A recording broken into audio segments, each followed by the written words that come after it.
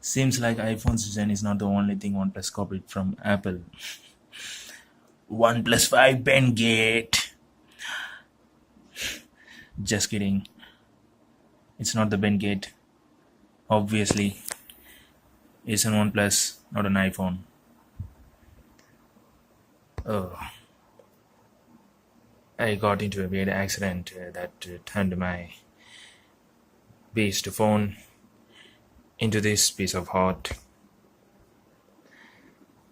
But can I use it? Is it functional? Yes and no.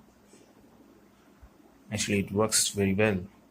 The touch works fine. The capacitive keys works fine too. The fingerprint works very well.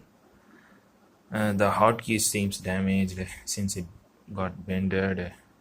It's not working. It got stuck. The power button works though. Everything works fine. Since most of the hardware is housed into the upper part of the phone, and only the battery is down at the bottom, and everything remains undamaged. The phone works pretty good. The speaker works fine. I think you can almost see the fingerprint scanner beneath the phone. It's not focusing properly. The dash charge works fine too. Everything works fine, yet I can't use this phone at all.